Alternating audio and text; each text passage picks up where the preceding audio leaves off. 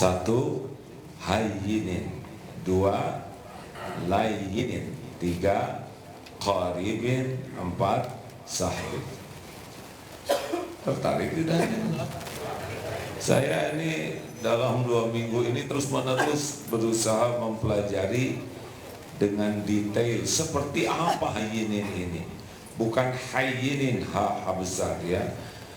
Orang yang hayyinin ini, hayyin ini adalah orang yang tenang, teduh, dan meneduhkan lahir batin.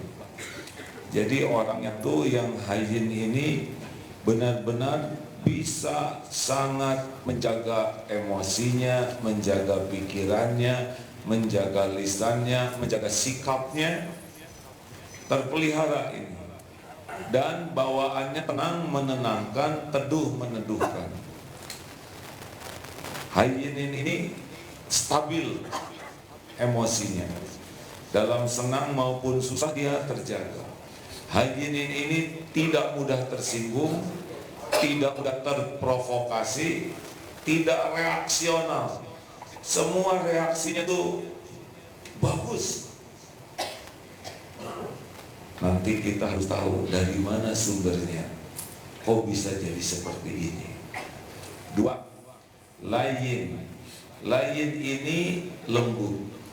Kalau hayyin tenang, layyin ini lembut, sopan, santun, akhlaknya baik, dan tidak ada kasar, tidak ada menyakiti orang, sangat sopan, senang sekali kepada kebaikan, senang melihat kebaikan tersebar, ingin selalu berbuat baik. Qarib, orang yang qarib adalah orang yang dekat, akrab, hangat, menyenangkan kalau bergaul itu. Tidak menyakitkan, tidak ada sikap yang membuat orang jadi enggan ketemu. Enak dan sahal, mudah.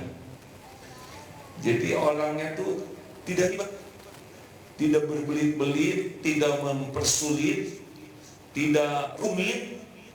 Kan ada tuh yang barumit namanya, yang segala urusan di masalah, atau buribet, yang segala urusan jadi ribet. Yang kalau ada masalah kecil didramatisir, diperbesar, diperheboh. Neraka gemar sekali sama orang itu ya. Kalau yang sahal ini mudah, jual belinya mudah, interaksinya juga kalau ada masalah itu mudah dan solusi. Jadi kalau bertemu dengan masalah, maka orang ini lebih cenderung memilih yang paling mudah dan solusi. Ada yang mirip 4 ini, nah. Aduh, sesudah saya pelajari asa jauh nih, tapi dengan tahu jadi target. Ingat ilmu memanah, syarat pertama orang jadi pemanah yang handal apa? Target. Ya, tidak ada target, mertua menjerit. Walaupun punya busur, punya anak panah, tidak ada target yang jelas, tetangga. Yang kedua, sesudah target, fokus. Ada target, tidak fokus, yaitu keponakan menjerit. Sesudah ada target, ada fokus. Yang ketiga, ada disiplin. Nah, kalau ingin memiliki hayyin, layyin, qarib, sahal, kita harus jelas ini target akhlak saya. Hayyin, layyin, qarib, sahal. Yang kedua nanti kita fokus, baik kita pelajari dari mana datangnya hayyin. Kenapa sampai neraka tidak mau menyentuh? Intinya tenang itu adalah ala bidzikrillah tatma'innul qulub. Camkan hatimu hanya akan tenang dengan mengingat Allah. Jadi kalau orang sudah stabil ketenangannya, artinya dia stabil, konsisten zikrullahnya. Nah itu ada yang zikir astagfirullahaladzim, memang itu mulutnya sepertinya zikir, tapi hatinya belum tentu zikir. Dan zikir itu ada 4, ada zikrul bil lisan, ada zikrullah dengan akal pikiran, ada zikrullah dengan arkan tubuh ini. Seperti sholat barusan kan tubuh kita ikut bergerak, ada lisan, ada zikir kok hati. Ini yang rada susah. Seperti sholat barusan, mulut zikir alhamdulillah, kemudian tubuh juga ikut patuh barusan, tapi hati belum tentu ingat. Karena banyaknya orang puas dengan kepatuhan lahir, padahal yang dinilai Allah yang juru ila qulubikum wa amalikum. Baik, zikir yang bagaimana yang membuat orang ajib mantap? Zikir yang sampai tembus ke hati, la ilaha illallah. Dia tidak mengilahkan apapun siapapun selain Allah. Baru ajib nih. Mulut zikir, badan zikir, tapi hati masih ada sandaran lain selain Allah, masih terdominasi hatinya oleh selain Allah, tidak tenang. Makanya yang hatinya lebih banyak ingat uang daripada ingat yang membagikan uang, gelisah. Ibu lebih ingat suami daripada Allah, menderita. Iya, di pengajian sering kali dikatakan jangan terlalu cinta sama suami. Bukan tidak boleh cinta, tapi kalau sudah terlalu, pasti suami bakal mendominasi hati dan jadi sumber niat. Kenapa ibu khusus memasak? Agar saya masakannya enak, supaya suami saya tidak berpaling ke lain hati. Gitu. Jadi niatnya tidak ada lillahi ta'ala. Bu, ini ada tamu dari mana? Sekolah Al-Ikhlas. Mana? SD Al-Ikhlas. Acungkan tangan. Hah? Kok tua begini? Ini siapanya? Mantan SD ya. Ini pertanyaan khusus untuk yang dari Al-Ikhlas. Bu, ibu, kalau ibu masak buat suami, udah siap semuanya, udah ditata pakai masakan terbaik, Mas makan dulu. Terus kata suami begini, lain kali ya Bu, saya ada urusan pagi ini di kantor, maaf aja saya harus pergi. Pergi aja. Bagaimana perasaan ibu ini? Jelaskan, ha? Kecewa, terus? Betul. Oh dibobol, lumayan nih. Biasanya kecewa, jengkel, yang asli jangan ujuk-ujuk soleha. Ini yang asli, yang asli. Jangan karena ditanya ada soleha, ini aslinya. Hah? Jengkel? Biasa aja nih, udah kebal berarti. Harusnya jangan gitu, kalau yang asli ya. Biasanya jengkel, kesel, kapok dan sebagainya. Kenapa itu rasa hadir? Padahal kita berbuat baik karena belum ikhlas. Ini udah sekolah di Al-Ikhlas ya. Kalau sampai kurang ikhlas ya. Dengar hadirin. Jadi kalau kita ingin memiliki hayyin, syarat pertama zikrullahnya bukan hanya di lisan. Lisan menyebut nama Allah bagus, tapi harus sampai ke hati 2 hal. 1, menafikan, dan yang kedua mengisbatkan. Hilangkan ilah selain Allah. Tiada pencipta selain Allah. Semua adalah ciptaan Allah. Tiada pemilik selain Allah. Lihat mata sini, ini rumah titipan Allah, kendaraan titipan Allah, tubuh kita juga milik Allah. Makanya orang yang yakin semua milik Allah jadi gak ada masalah, sesuka yang punya, benar. Tapi bagi yang bersandar kepada penampilan, takut tua, takut keriput, takut ubanan. Bu, jangan takut jadi tua ya Bu ya. Tahu kenapa? karena udah jadi. Itulah intinya. Hadirin sekalian, jangan takut tua, terima, nikmati. Jadi tua tuh dinikmati, karena itu merupakan sunatullah, kehendak Allah. Jangan pernah menganggap ada pemberi rezeki selain Allah. Kalau kita menganggap ada pemberi rezeki selain Allah, pasti kita sadar kepada Dia. Tapi kalau yakin rezeki itu Allah yang membagi, dibagi, ditahan, diambil oleh Allah, adem. Mau situasi ekonomi seperti apapun, hakul yakin. Karena tidak ada pemberi selain Allah. Tidak ada yang membulak-balik hati selain Allah. Gak bisa kita maksa orang. Makanya seperti saya ceramah sekarang, tidak bisa saya membulak-balik hati jamaah. Bagaimana saya membulak-balik hati? Tahu juga tidak hatinya di mana. Bagaimana saya memasukkan omongan ini ke akal pikiran saudara? Tahu juga tidak, mikirnya mikir apa? Tugas saya nih sekarang bicara ini, jaga niat. Apa niatnya? Jaga perkataan. Apa yang dikatakan benar atau tidak? Dan selebihnya terserah Allah. Kalau Allah kehendaki ilmu ini masuklah. Dan tidak akan bisa orang merubah hati orang. Makanya kita tidak perlu jaim membuat orang supaya suka ke kita. Mau apa? Gak bisa. Seperti yang naksir, pinjam jaket. Tahu-tahu si teman yang dipinjamnya ini pinjam ke kakaknya yang didatangin. Gak enak aja. Jadi ketahuan itu jaket kakaknya.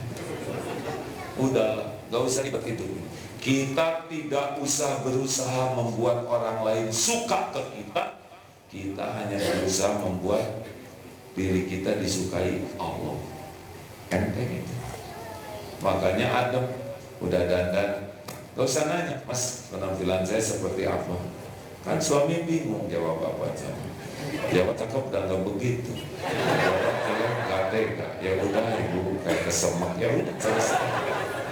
Makanya orang-orang yang bersandar, ingin dipuji, ingin dihargai, ingin dibalas budi, ingin diberi oleh selain Allah, capek, tidak akan tenang. Semuanya dikemas. Jadi hai itu adalah orang yang tauhidnya benar, bersih, dan kokoh. Cirinya roja dan khaufnya, harap dan takutnya ke Allah. Makin berharap ke Allah, takut ke Allah, tenang hidupnya. Berharap kepada selain Allah, tidak akan ada hayat. Pantas tuh neraka nggak bisa menyentuh karena tauhidnya benar. Halo? Ya sudah, biasa aja. Punya uang 1 juta, 1 miliar, atau 100.000 atau 1.000, sebetulnya sama aja. Yang menjamin kita tuh bukan uang, melainkan Allah. Sekarang dikasih uang banyak, kasih penyakit, gak ada nilainya itu uang, benar? Bu, ibu, kok ada ibu-ibu terus? Ya nanti bagian lelaki ada ya. Saran saya mah, jangan berharap banyak dari makhluk. Ali bin Abi Thalib kan pernah berkata, Dzuktul mararati kullaha. Dzuktul mararati kullaha. Semua kepahitan sudah kurasakan. Falam ajid amarru min hajatin ilan nas. Dan tak ada yang lebih pahit selain berhajatnya hati ilan nas, kepada manusia. Latih itu dari WA ya.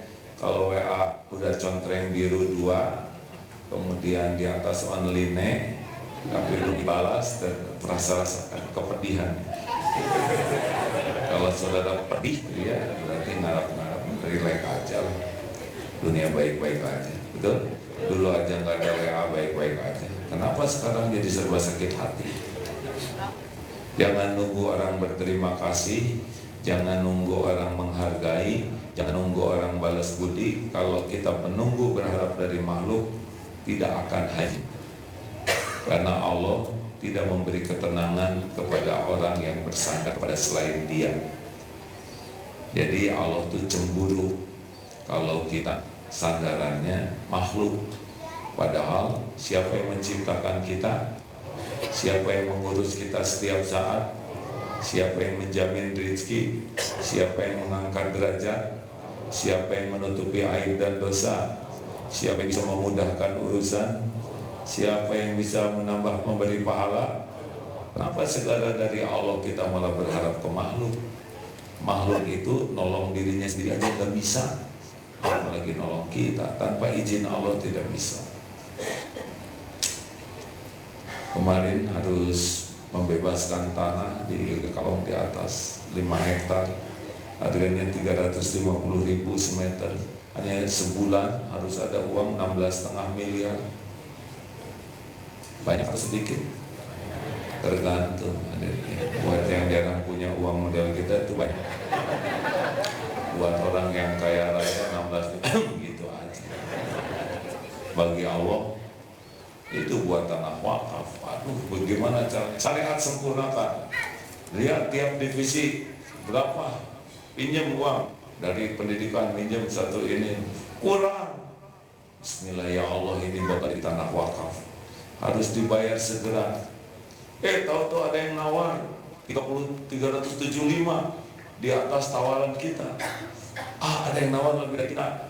Tenang, itu tanah milik Allah. Kalau rezeki kita mesti ke kita. Dan sekarang jadi juga belum ada duitnya ya.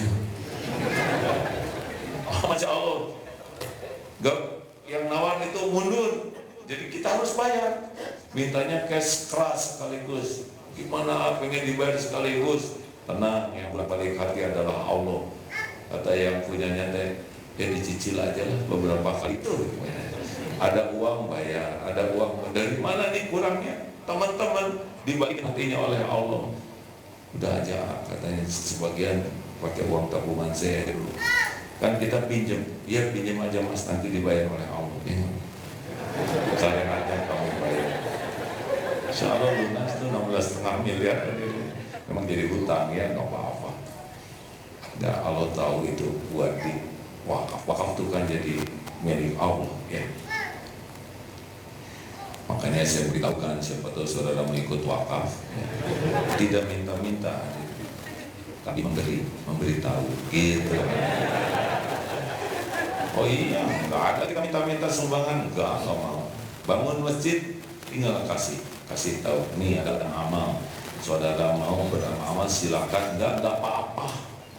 Allah sudah membayar lewat siapapun yang dia kehendaki. Allah jadikan. 2, lain tuh lembut. Dari mana datangnya lembut? Kalau tadi hayyin datangnya dari zikrullah ya.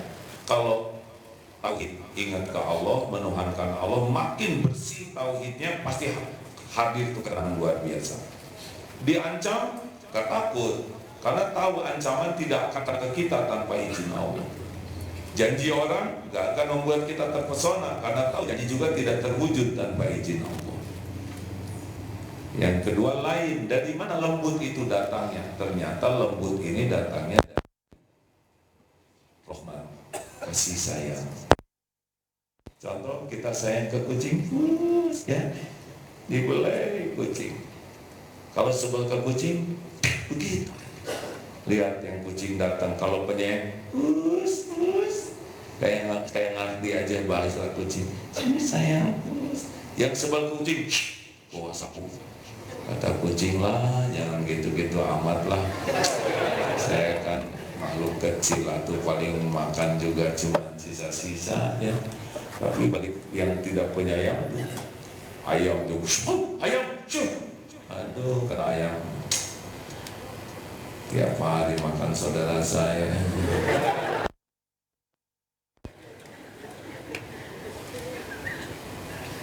Saya terpaksa mengulang kisah di Kolombia ini ya, karena bagi saya ini amazing. Jadi di Kolombia ada ibu-ibu datang ke kebun binatang lalu memukul-mukul teralisnya singa yang lagi duduk, tiba-tiba melihat berbalik dan berdiri dan mengeluarkan tangannya dari teralis itu, kerangkainya, dan ternyata bukan menerkam melainkan memeluk. Kalau lihat videonya cenderung mau nangis. Gimana singa seperti yang kangen, aduh, kangen. Saya aja dipeluk anak saya nggak gitu amat. Gimana seperti pakai perasaan singa, binatang buas bisa merindukan dan memeluk ibu ini. Punya apa tuh si ibu? Apa karena kecantikannya? Kata singa cantik, tes. Ya tadi cantik, coba masuk ke kanan. Apa dipeluk atau dikunyah? Atau mungkin karena gelangnya atau perhiasan singa. Coba yang punya tas basuh masuk ke kandang singa, ya bisa jadi tas. Atau karena gelar, mungkin ibu ini bergelar sehingga singa meluk? Tidak. Atau karena suaminya pejabat sehingga singa memeluk? Kenapa singa memeluk? Karena ibu ini punya dua sumber yang bisa menaklukkan hati bahkan binatang sekalipun. Satu, kasih sayang. Yang kedua, ketulusan. Kenapa tulus? Tidak ikhlas. Karena kalau ikhlas itu lillahi ta'ala. Karena dia tidak Islam, keluarnya tulus. Kalau sudah Islam pakai iman, keluarnya ikhlas. Kalau tulus itu tanpa pamrih. Kalau ikhlas karena Allah. Tidak bisa karena Allah kalau belum kenal Allah. Binatang 5 tahun yang lalu ditolong, inget tuh. Saya yakin si ibu ini ngebelai itu binatang. Nggak mungkin nyekek, nggak ada. Binatang inget. Jadi bu, kalau suami ibu malas pulang, itu besar kemungkinan dia kulang katih tayang. Ini wajah-wajah gersang kasih saya. Serius hadirin. Hati-hati nih. Suatu saat ada yang datang kepada Rasulullah SAW, orang Yahudi. Assalamualaikum. Waalaikum, jawab Rasul. Siti Aisyah marah tuh. Kamu yang binasa, semoga wah dengan beberapa turunan kekuatan.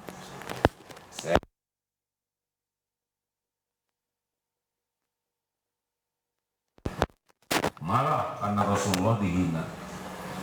Aisyah, inna roha yufrufikun yuhibbur rifqa. Allah itu maha lembut Aisyah dan mencintai kelembutan.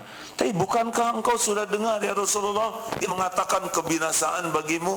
Bukankah sudah kujawab waalaikum bagimu? Doa orang Yahudi tidak akan diijabah, doa Rasulullah diijabah. Jadi tidak boros kata-kata, waalaikum beres tuh. Tuh Aisyah aja istri Rasulullah kalau galak kayak gitu, tapi dilembutkan oleh Rasulullah SAW. Al-Quran juga nyebut Yahudi itu kan, hei wahai Bani Israel. Tidak, Yahudi laknat, hai Bani Israel. Bani Israel itu kan turunan Nabi, para Nabi. Mengingatkan, Quran begitu lembutnya ya. Surat Ali Imran ayat 159. A'udzubillahi minasyaitonir rajim. Ustaz, bacakan Ustaz. Maaf. Fa bima rahmatin minallah. Ya.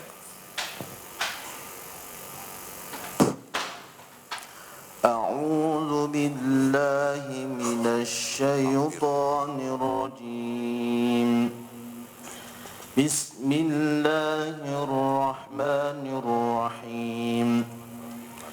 فبما رحمة من الله لنت لهم ولو كنت فظا غليظ القلب لانفضوا من حولك فاعف عنهم واستغفر لهم وشاورهم في الأمر فإذا عزمت فتوكل على الله إن الله يحب المتوكلين.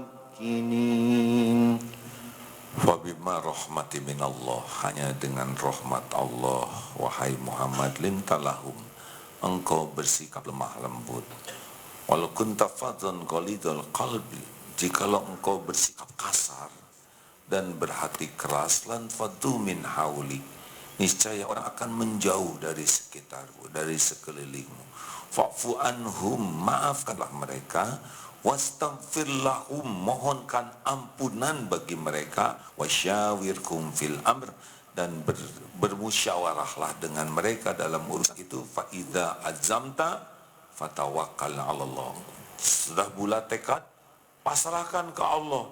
Innallaha yuhibbul mutawakkilin. Sesungguhnya Allah mencintai orang yang bertawakal. Kalau Allah mencintai sebuah keluarga, niscaya Allah akan menyiramkan di keluarga itu ke hatinya kelemah lembutan. Tidaklah lemah lembut ada pada sesuatu kecuali memperindahnya, dan lemah lembut hilang dari sesuatu akan memperburuknya. Rasulullah SAW itu perkasa, pemberani, jagoan dalam bertempur. Rukanah saja, jago gulat di Mekah, kalah 3 kali. Anaknya Rukanah, pegulat muda, juga kalah. Tapi beliau sikapnya lemah lembut. Marilah kita menggolongkan diri menjadi makhluk halus. Halus tutur katanya, halus budi pekerti. Apalagi wanita. Bu, ibu, maukah punya suami yang mudah tersinggung? Jawab, kalau mau, kalau tidak harus jelas. Maukah punya suami yang suka nyindir gak enak? Yang suka celetak-celetuk yang gak nyaman di hati, mau tidak? Maukah punya suami yang suka ngomongnya kasar? Yang suka ngomel-ngomel gitu, mau tidak? Yang suka ngungkit-ngungkit kesalahan? Sama. Kami juga tidak mau ya. Kami ini lelaki nih, sudah membanting-banting tulang, pulang ke rumah di smackdown. Lelaki mah mudah rontok oleh kelemah lembutan. Benar Pak? Bu, kalau ibu galak menyalahi fitrah, mau didempul setebal apapun, pakai lipstik apapun, tetap kekuatan itu datang dari kelemah lembutan. Hilang lemah lembut, hilang keindahan. Lain, mikir semua, nggak usah mikirin suaminya. Wah, tenang. 3, qorib.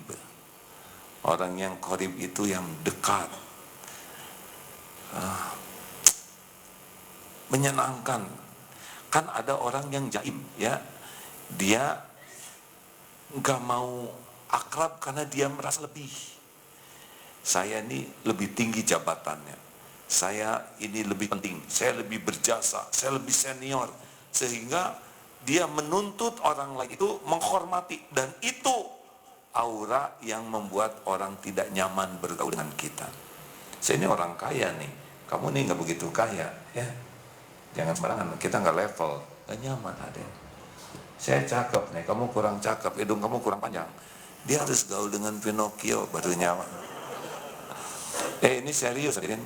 Pernah nggak kita ketemu dengan orang yang nyaman, dan pernah nggak kita ketemu dengan orang yang males mau ketemu tuh, gak nyaman, padahal dia nggak ngomong, sebelahan aja nggak nyaman.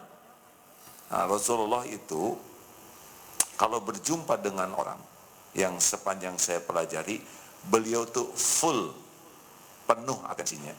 Jadi fisiknya aja beliau ngadep, salaman beliau mengasahkan tangan duluan, dan beliau tidak melepas tangan sebelum dilepaskan oleh yang disalami.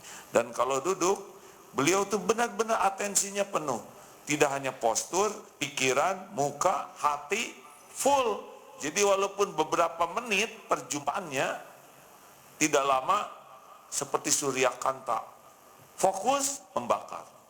Orang-orang yang sudah berjumpa dengan Nabi itu rata-rata pulang itu pikirannya sama. Tahu apa pikirannya? Saya adalah orang yang paling disukai oleh Rasulullah. Ini dahsyat, hadirin. Kita sebaliknya. Ya nak, betul. Ya, kerjakan ya. Ibu ingin kalian menjadi manusia bertakwa kepada Tuhan Yang Maha Esa sesuai dengan Undang-Undang Dasar 45 ya. Ngomong-ngomong, badan dekat dengan anak, fokusnya ke HP. Pernah diceritakan kan di sini, satu keluarga yang makan bersama di meja makan, masih ingat nggak? Ingatlah. Ceritakan, ayo supaya efisien. Bapaknya sendok jatuh, bro. Udah disepakati tidak boleh main HP. Pas sendok jatuh, langsung tuh anak yang dua dan ibunya. Mumpung bapaknya ngambil sendok, cipan makan lagi. Terus jatuh lagi ini garam, langsung. Suaminya terlihat, akhirnya dia sengaja menjatuhkan lap. Lu ke bawah, semua begini. Ternyata dia di bawah lagi main HP hadirin. Begitulah dunia sekarang.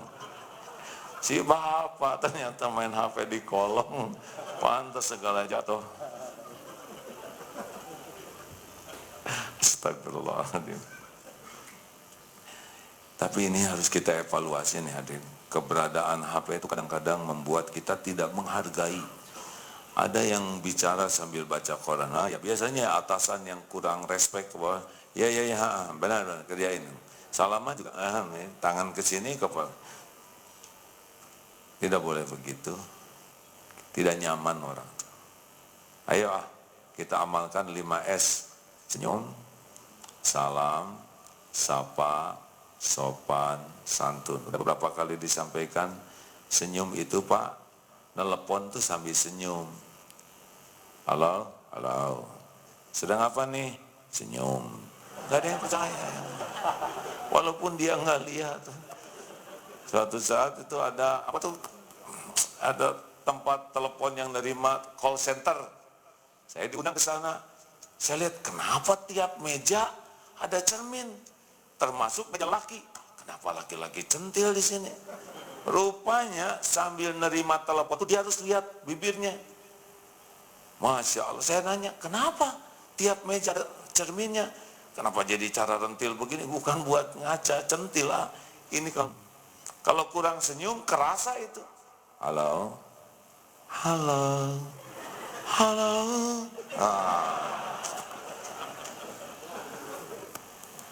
Ayo, salam. Salam itu meluluhkan hati. Karena salam itu beda dengan ucapan-ucapan salam yang lain. Selamat pagi. Siapa yang diselamatin? Kita selamat nggak? Belum tentu. Ya. Bisa digigit anjing tuh. Tapi assalamualaikum, semoga Allah memberikan keselamatan bagimu. Doa tuh.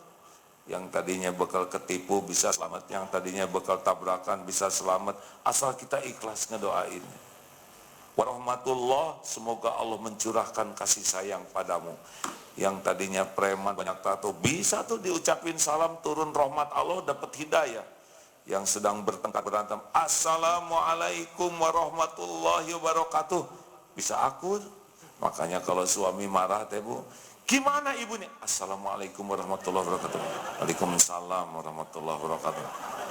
Kita teruskan bu ya. Nah, saya belum nyoba tapi itu hadirin. Kalau lagi jengkel diucapin salam ya. Wabarakatuh. Semoga Allah memberikan keberkahan, artinya kebaikan yang banyak dan langgeng. Coba ada nggak tandingannya salam seperti itu? Menginginkan keselamatan, turunnya kasih sayang, dan melimpahnya kebaikan. Nggak ada tandingannya Pak. Dan hebatnya, kalau kita mengucapkan salam, balik ke kita. Assalamualaikum warahmatullahi wabarakatuh. Amin ya Allah. Balik saya. Padahal hukum mengucapkan salam sunnah, membalas wajib. Tapi kalau kita mendahulukan, kita yang paling beruntung. Ayo, jangan pelit-pelit, naik angkot assalamualaikum, naik taksi assalamualaikum, itu kan doa, hadirin. Masuk ke busway assalamualaikum warahmatullahi wabarakatuh. Oh, nggak ada masalah. Serius hadirin, jangan ragu-ragu. Senyum, salam, sapa. Ya, ayo biasakan nyapa, ya, yang hangat. Siri ini ngedengerin, ini udah pada kenalan. Nah gitu, duduk dari tadi nggak kenalan. Kita mah Jumatan yuk, Itulah salaman, assalamualaikum Pak. Enak kalau nyapa, suasana jadi enak, bener? Naik pesawat, naik kereta, assalamualaikum. Enak nyapa tuh hadirin, jadi cair kayak nggak ada benteng. Ini mah jelas sepengajian, jelas di masjid. Oh. Ibu udah pada kenalan belum? Kedupung. Ya, siapa tahu ini nanti jadi besan Pak. Nah, ini ade juga nih. Ade, assalamualaikum Pak. Aduh, ade ramah bener. Alhamdulillah Pak. Kita punya istri belum nih? Belum Pak. Sama dengan saya.